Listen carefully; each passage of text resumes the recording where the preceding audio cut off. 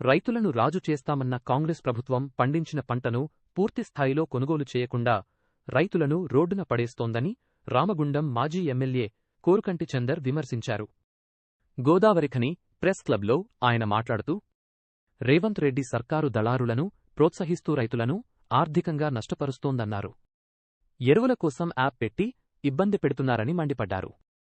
Current లేక రైతు బీమా, రైతు భరోసా సకాలంలో అందక రైతాంగం తీవ్ర అవస్థలు పడుతోందని పండించిన ప్రతి గింజను ప్రభుత్వం వెంటనే కొనుగోలు చేయాలని డిమాండ్ చేశారు.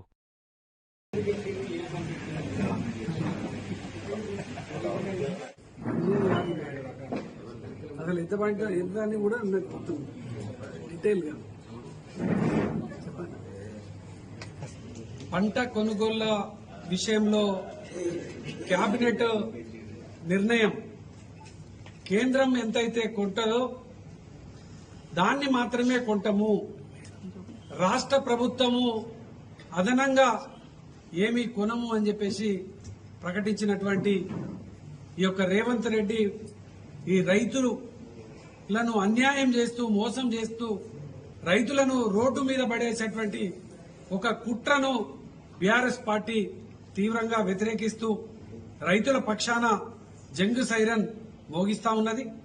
రైతుల పక్షాన ఈ యొక్క ప్రభుత్వాన్ని అడుగడుగునా నిలదీయడానికి ఇలా రైతన్నలందరూ కూడా సన్నద్దమైనటువంటి ఈ యొక్క సందర్భంగా ఆనాడు ఇదే రేవంత్ రెడ్డి 2001లో కేసీఆర్ గారు ముఖ్యమంత్రిగా తెలంగాణ రాష్ట్రంలో ప్రతి గింజను కూడా పండించినటువంటి ప్రతి గింజను కూడా ఈ కేంద్ర ప్రభుత్వం కొన్నా కొనకున్నా కూడా తీసుకుంటామని చెప్పేసి ప్రకటించిన తర్వాత కూడా మరి ఆనాడు రేవంత్ రెడ్డి పిసిసి అధ్యక్షుడిగా రాష్ట్ర ప్రభుత్వం దగ్గర డబ్బులు లేవా?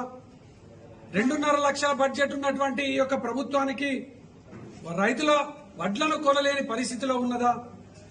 అట్లాగే ధాన్యం కొనుగోలు చేయకపోతే ఈ యొక్క రాష్ట్ర ప్రభుత్వం ఏం చేస్తున్నది?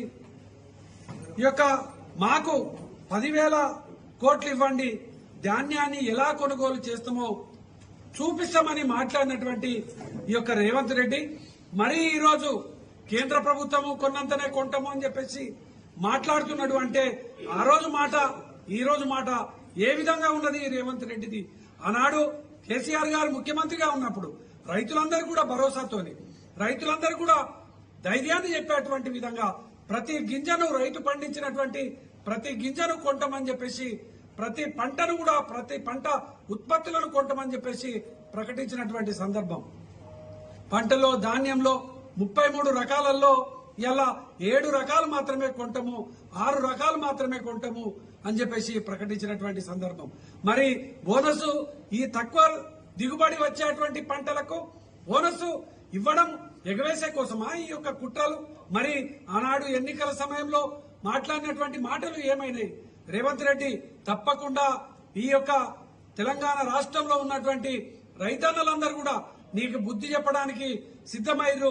ఇలా బీఆర్ఎస్ పార్టీ గులాబీ దళం ఇలా రైతన్నల పక్షాన జంగు సైరన్ మోగిస్తుందని ఈ సందర్భంగా తెలియజేస్తా ఉన్నాం.